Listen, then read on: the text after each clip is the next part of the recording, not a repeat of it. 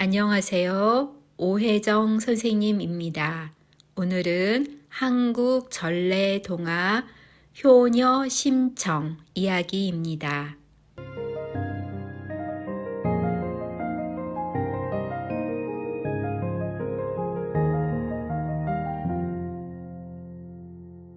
옛날 어느 마을에 눈이 보이지 않는 신봉사가 한 명 살았다. 그에게는 3살 된 딸이 있었는데 그 아이의 이름은 청이었다.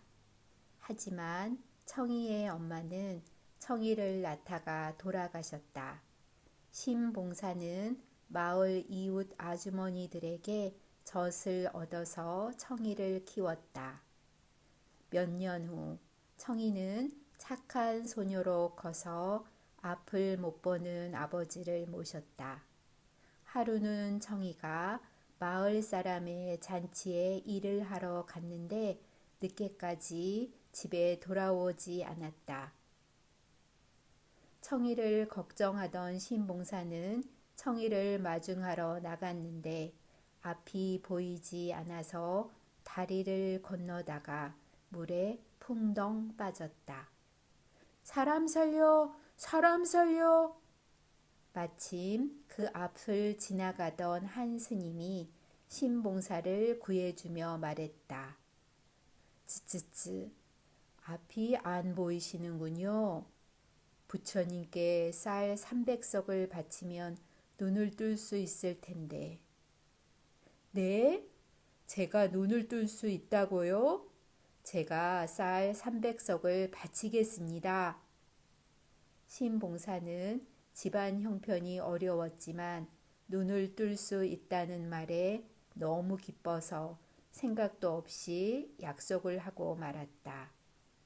청이는 아버지의 눈을 뜨게 할 수 있다면 무엇이든 하겠다고 결심했다. 아버지, 걱정 마세요. 옆마을 장씨 부인이 저를 양녀로 삼고 싶어 하시니까 제가 양녀가 되면 저에게 쌀을 주실 거예요.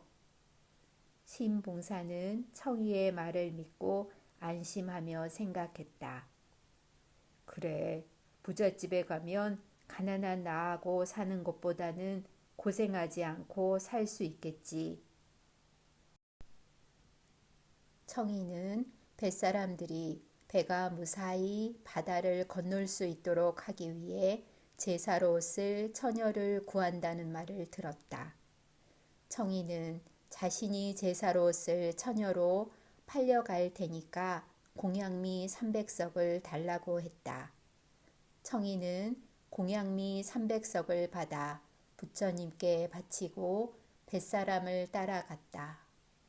아이고 청아, 안 된다. 내가 죽고 내가 눈을 떠도 무슨 소용이냐. 신봉사는 엉엉 울면서 소리쳤지만 소용이 없었다. 청이는 배를 타고 넓은 바다로 갔다. 제발 아버지의 눈을 뜨게 해 주십시오. 청이 그렇게 말하며 바다에 빠졌다. 그런데 물에 빠진 청이는 죽지 않았다. 용왕은 청이의 효심에 감동하여 청이를 한 송이 연꽃에 넣어 바다 위로 보내주었다. 배 사람들이 그 2~3사람이 넉넉히 앉을 만한 큰 연꽃을 보고 의논한다. 이 꽃은 세상에 없는 꽃이니 참 이상하다. 아마도 심소조의 영혼이 꽃이 되어 떴나 보네. 사람들이 이 신기한 연꽃을 임금에게 갖다 드렸다. 호호, 이렇게 큰 연꽃을 처음 봤네. 임금님이 연꽃에 다가갔을 때 연꽃 속에서 심청이가 나왔다. 임금은 심청이의 이야기를 듣고 심청을 왕비로 삼았다. 왕비가 된 청이는 아버지가 너무너무 보고 싶어서 임금님께 간절히 부탁했다. 그래서 임금님은 심청과 아버지를 만날 수 있게 하기 위해서 전국의 맹인들이 모두 궁에 모이도록 맹인잔치를 열었다. 시인봉사가 소문을 듣고 잔치에 참석했다. 심청이는 찾아온 사람들을 보며 아버지를 발견했다. 아버지, 저 청이에요. 아니, 내 딸 청이라고? 신봉사는 죽은 줄 알았던 청이의 목소리를 듣고 깜짝 놀라 눈을 활짝 떴다. 청아, 앞이 보인다. 내 얼굴이 보인다. 신봉사와 청이는 기쁨의 눈물을 흘렸다.